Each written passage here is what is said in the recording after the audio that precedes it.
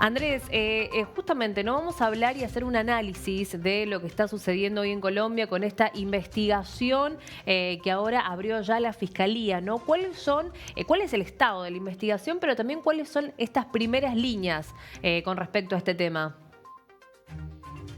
Bueno, efectivamente, una investigación que ya deja 3 capturas, el menor de edad, por supuesto, que es el que aparece en los videos, que atentó directamente contra el precandidato, y 2 personas que al parecer estuvieron vinculadas tanto en la logística y la entrega del arma como en la medida escapatoria del resto de los integrantes. Estamos hablando de un personaje que se llama Carlos Mora y una mujer de relativa juventud, estamos hablando entre los 19 y 20 años, que responde al nombre de Catherine Martínez, ambos trasladados en cadena de custodia a la Fiscalía de Bogotá. Hay que decir que en el caso de ambos habían cambiado su estructura, modo de actuar, su vestimenta y en el caso de la mujer el color del pelo.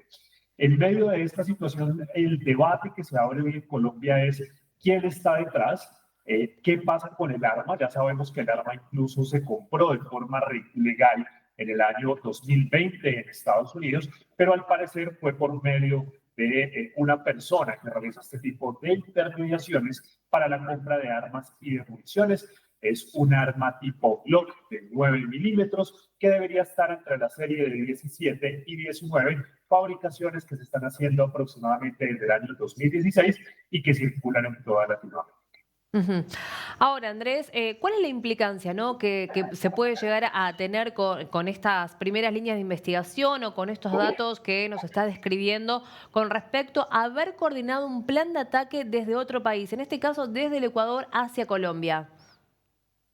Bueno, aquí hay varias cosas para anotar. Frente a lo que se ha hablado de alias Satanás, del Tren de Aragua y de otro tipo de estructuras, es importante decir que en Colombia el tema del sicariato y los servicios sicariales no son nuevos, pero que no son de línea directa. ¿Qué quiere decir? Que no es tan fácil poder encontrar quién dio la orden, quién pagó y quién ejecutó.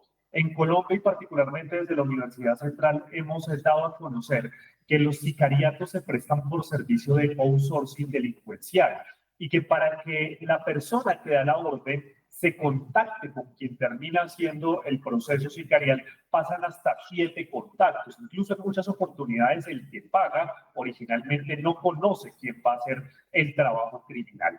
Y es que particularmente en Bogotá y en las zonas del conflicto del país, el servicio sicarial no es nuevo, con una expansión particular el año pasado, Ujú. donde por matar personas y dependiendo del lugar donde lo quieran matar, dependiendo el punto, el arma y las medidas de escapatoria posteriores, suben las tarifas. Y eso es lo que hoy ha hecho que la investigación sea mucho más amplia y es saber quién está detrás, porque él tiene un nombre que estaría relacionado con alguien que se hace llamar alias Costeño. Sí. Sin embargo, muy seguramente esta persona no es la directa, sino que la contactó alguien más y en esa pesquisa están las autoridades. Ujú. Ahora, ¿no? Justamente estas dos personas que usted está mencionando, ¿pertenecen o están investigando si forman parte de alguna red criminal? Entre ellas el Tren de Aragua, ¿no? Sabemos la implicancia que ha tenido y el crecimiento que ha tenido el Tren de Aragua por la región de América Latina. Sí, en este momento están en investigación sobre eso. Las primeras informaciones de los boletines criminales dicen que ambos sujetos tenían antecedentes, pero ninguno por un tema de terrorismo, narcoterrorismo o relación internacional. Los antecedentes que se tienen son por hurto agravado, intento de homicidio, lesiones personales y estafa, pero no en este momento con una gran estructura. Ahora, también hay que decir que el Tren de Aragua inicia operaciones en Colombia hacia el año 2015, que en el 2020 tienen un repunte al enfrentarse con algunas de las facciones de las disidencias de las FARC y del ELN, y particularmente en Bogotá se habían articulado con una estructura que se hacía conocer como Satanás, Ujú. estructura donde al final ellos terminaron articulados y en 2 localidades donde efectuaron no solo sicariatos, sino que las autoridades investigan si están detrás de los embolsados, que es una medida donde descuartizaron personas para dejarlas en vía pública por la lucha de la venta de armas y del microtráfico. Ujú. Ahora, ¿no? ¿Cuál es la figura que representa a Miguel Uribe o si realmente en este caso es de importancia o pudo haber sido otra persona? Pero ¿cuál es la importancia de Miguel Uribe que ha sufrido este intento de asesinato? Miguel Uribe es el senador más votado de las últimas elecciones al Congreso en Colombia. Es uno de los líderes más fuertes de la oposición actual del gobierno. Ujú. Incluso en días anteriores se había manifestado en la posibilidad de convocar a sus compañeros del Senado para iniciar las medidas jurídicas contra el decreto que iba a sacar el gobierno nacional para la consulta popular sobre la reforma al empleo. Y es que recordemos que Colombia ha estado en unas tensiones políticas porque las reformas que ha postulado el presidente de la República no han sido aprobadas en su totalidad y particularmente esta reforma al trabajo fue negada por el Congreso. Pero adicional, Miguel no es una figura más. La mamá de Miguel Uribe también fue asesinada por la violencia política en los años 90. Es como si lastimosamente la historia se repitiera. Y Ujú. adicional, muchos analistas han comparado este año, particularmente 2025, con el año 89, que fue el año más violento en las últimas 3 décadas en la historia del conflicto colombiano, y Sí. que fue el año donde, por ejemplo, hubo magnicidios, atentados, el atentado a la espectadora, la activo de Vaz, 2 masacres, y pues se popularizó lastimosamente esa forma de matar policías y de matar políticos. Ujú. ¿Se puede llegar a estudiar la posibilidad de una conexión entre el senador colombiano Miguel Uribe, que recibió este intento de asesinato, y el caso de Fernando Villavicencio cuando fue asesinado en pleno mitin político? Eso lo tendrán que definir las autoridades. Lo importante aquí es que esos 2 casos, aunque parecieran que son similares, tienen móviles distintos. Y es que Ujú. tanto las estructuras ideológicas políticas a las cuales pertenecen, como las tensiones, cómo serían ellos incómodos para ciertos sectores de la criminalidad, son distintos. Ahora, frente a estructuras como la de Satanás o como la de Tren de Agua, es importante decir que ellos no han buscado, en el caso colombiano, enfrentarse con el Estado, sino que sencillamente prestan servicios criminales. Ajá. Matan al que le manden matar y le paguen muy bien, pero también hacen distribución, trata de personas, el tráfico de armas. Resultado, si detrás en algún momento de la investigación viera que el Tren de Aragua está detrás, no necesariamente es porque tengan algo contra Miguel Uribe, eso lo tendrán que defender las autoridades, sino porque lo que buscan es precisamente fortalecer pequeñas estructuras para prestar servicios criminales y así poder tener más control territorial, ganarle a otras bandas y seguir con sus negocios ilícitos, que es lo que al final es la gasolina que sabemos que viene de la cárcel de Tocorón. Ujú. ¿Cómo es la conexión ahora de Colombia y el Ecuador, más sabiendo que desde presidencia ecuatoriana dijeron que ellos no tienen datos oficiales que se den, ¿no? O que tengan vínculos con lo que fue este intento de asesinato de Miguel Uribe? Eso es algo importante para decir porque el Tren de Aragua funciona por fases directas y por referencia criminal. ¿Qué es esto?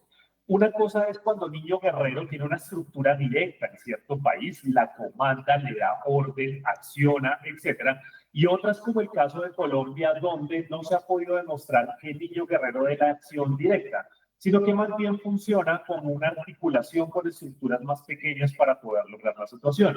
Lo que ha pasado en Ecuador es algo similar, y es que con esta correría que han tenido las autoridades de distintos países para intentar agarrar a Niño Guerrero, no se ha podido encontrar que ni en Ecuador ni en Colombia tenga una estructura a la cual él dé la orden directa, le respondan a él y él tenga la operatividad, sino mejor una articulación para garantía de sus negocios, especialmente lo relacionado con armas y con drogas. Ujú. Frente a esto, hay una articulación en este momento tanto de fiscalías como de policías investigativas de origen contra el narcotráfico, que además están en el marco de Ameripol, que están intentando ver si hay algún tipo de conexión, pero es evidente que si algo pasaría no debería estar directamente desde Ecuador, sino un poco más desde Venezuela, que es el punto central, si es que viniera del Tren de Aragua, insistimos, estos son hipótesis, pero si llegara a venir sería mucho más directo que llegara del país Venezuela y no de Ecuador, porque allí no está la estructura central de Niño Guerrero. Ujú. Ahora, otra situación sería que otras estructuras criminales que quizás en algún momento se han articulado para el Tren de Aragua estén involucradas en el mero servicio sicarial, el Sí. servicio criminal, que eso daría otro panorama. Ujú. Ahora, ¿en cuánto influye lo que ha pasado en Colombia, ¿no? Ese fin de semana con este intento de asesinato a Uribe, con la situación crítica que está viviendo Colombia, más allá de lo social y de lo político, ¿no? El rol que está teniendo el presidente Gustavo Petro, pero también haciendo una comparación con los años más oscuros de Colombia, los años los 90. Es un paralelo que nos asusta a los colombianos, y es que nadie quiere volver a las épocas del terror. Es importante decir que no solo es el caso de Miguel Uribe, que por supuesto nos consterna a todos, esperamos que se recupere. Hoy ya tenemos el cuarto parte médico, hace menos de 2 horas ingresó a una nueva cirugía Ujú.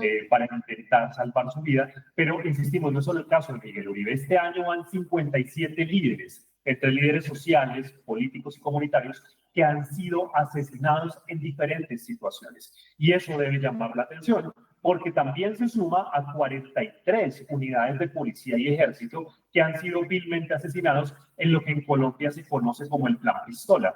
Y es que pagan una cantidad de dinero por asesinar policías, asesinar militares. Resultado, es mucho más complicado, no podría decir, la situación de los 90, porque finalmente en los 90 había unos grupos armados que estaban en contra del Estado. Hoy lo que tenemos es unas economías criminales que no necesariamente quieren enfrentarse con el Estado, sino lo que quieren es que siga esto en un caos para seguir ganando dinero, especialmente en el narcotráfico. Ujú. ¿Cuán fiel es la cooperación entre Colombia y Ecuador para poder esclarecer este tema? Es muy buena. La cooperación con Ecuador, con Perú, son de las mejores relaciones en términos de articulación de investigación criminal. Quizás el principal problema de articulación en este tipo de situaciones regionales es precisamente con Venezuela. Y es que recordemos que desde el año 2017 no se tiene una conectividad de proyectos de investigación criminal y que no se ha podido acceder a las bases de datos entre países para poder, por ejemplo, corroborar cosas tan fáciles como si un ciudadano o un delincuente que pasa de lado a lado tiene antecedentes, está siendo buscado o está siendo investigado. Y ahí es donde está el tema. Sin embargo, con Ecuador han fluido, insistimos que grandes instancias como la misma Ameripol, que es la Asociación Americana de Policías, permite que las articulaciones se den y funcionen. Y lo hemos visto no solo con Ecuador, lo vimos, por ejemplo, con el caso del fiscal Pesci, que precisamente pues, también tuvo un tema sicarial lastimosamente en el país de Colombia, pero la articulación de ambas fiscalías y policías fue fundamental y dieron con toda la cadena criminal. Así que si algo llegara a pasar en este país, estamos convencidos que las autoridades están no solo en la posibilidad de articularse e investigar, sino que muy seguramente van a dar con los responsables, insistimos, de ser así. Sí. Por último, Andrés, ¿cuáles son las medidas que tendrán que tomar Colombia, ¿no? Desde aquí en adelante para poder evitar estos incidentes, estos hechos de sicariatos, de intentos de asesinato?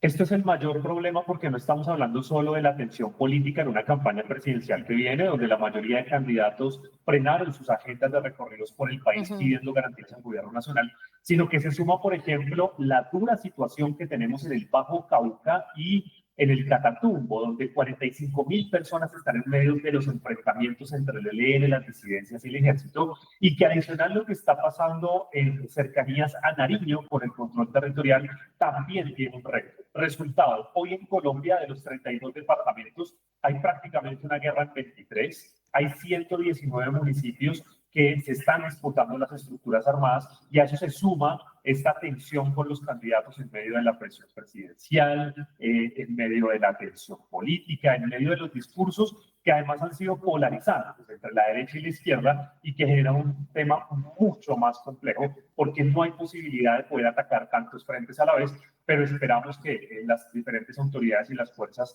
tengan la posibilidad de controlar. Ujú.